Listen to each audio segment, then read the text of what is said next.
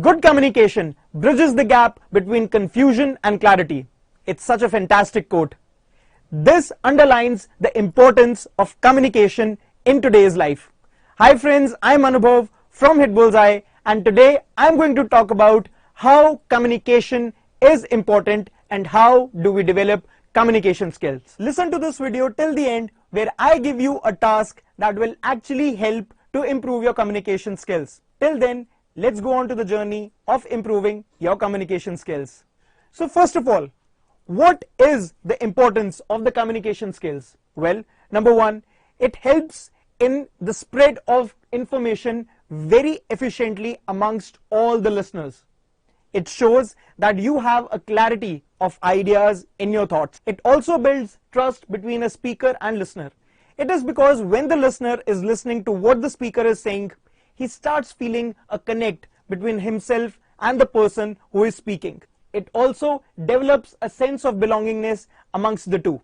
And last but not the least, it is a critical requirement in today's professional life. Whether you are an executive or a manager, an efficient communication is required in all the walks of a professional life. Now we are going to move on to how to evaluate whether the communication skill a person uses is good or not.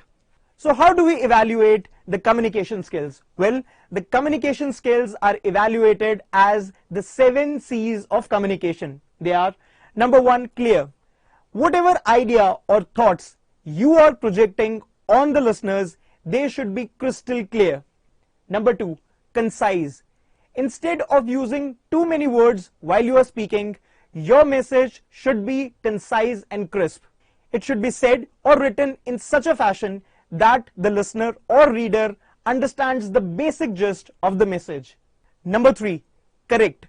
The message that we want to send upon to the masses or to a listener should be factually correct.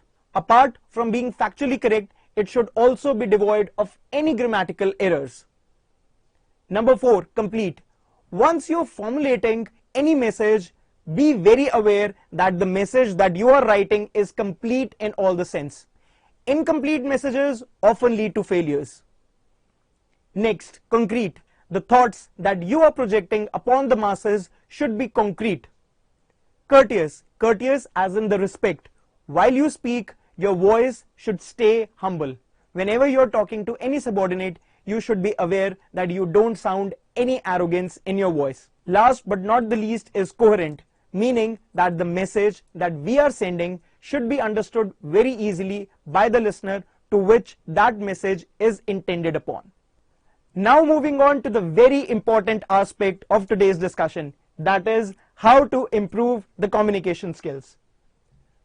Number one, self-confidence. The first point that we are going to discuss is having confidence whenever you speak, meaning that whenever you are confident, you make a better impression on all the listeners. Besides that, it also shows that you have an authority and the grasp over any topic. Next, it also builds a trust between you and the listener, meaning that the listener feels that whatever you are saying is factually correct.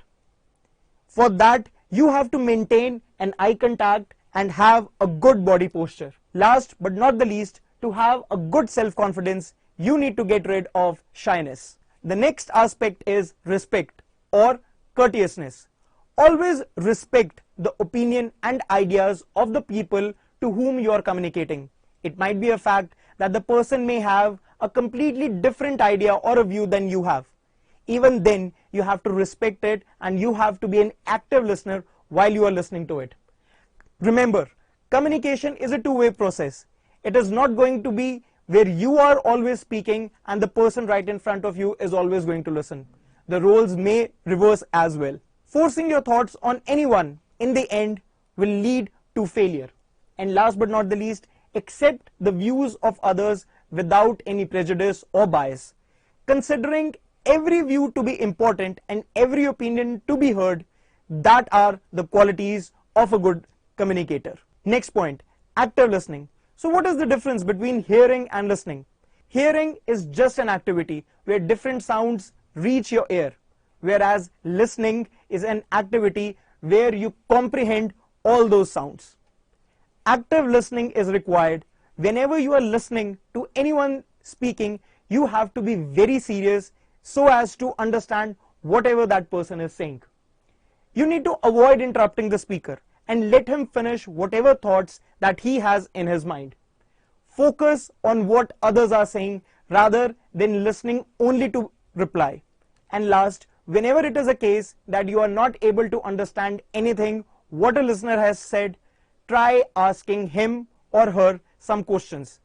That will not only clear your doubt but will also make you a good listener. Coming on to the next, that is emotional intelligence. Well, what is emotional intelligence? The ability to control and utilize emotions to make a message more compelling is known as emotional intelligence. Well, this emotional intelligence is not only helpful to make you a good communicator, but to also develop your interpersonal skills as well as make some cordial relationships. Identify the emotions of others too. For that, you might have to step in their shoes to understand from where their views are coming. Developing this skill requires both time and patience because this is not something that you can learn overnight. Last, developing skills of empathy, adaptability, cooperation, and open-mindedness will make you a successful communicator. Next, tone and volume. Whenever you are speaking, you have to be very careful regarding your tone as well as your volume because it makes an impression on the audience. A calm and consistent tone of voice is preferred, and the volume or loudness of the voice also matters. Whenever you are speaking, try that your voice is clear and not loud. Increase the quality rather than the volume of voice. For that, you need to improve your vocabulary, and to improve your vocabulary, you need to invest more and more time in reading. So, in order to become a good speaker, you first have to be a good reader so that you can learn new words and you can improve the quality of your arguments. Moving on to the next, non-verbal communication. As the name suggests, this is that kind of communication that takes place not through words but through facial expressions, your body posture, and your eye contact. Your body language plays a very integral part whenever you are speaking. Imagine you are talking to someone and probably your voice is clear and is confident, but the person who is listening to you slouching himself on the sofa. Will you feel comfortable talking to such kind of a person? Similarly, cues like facial expression, eye contact makes it easier for audience to understand the information. Adopt a good posture to communicate, maintain your eye contact, and make natural hand gestures.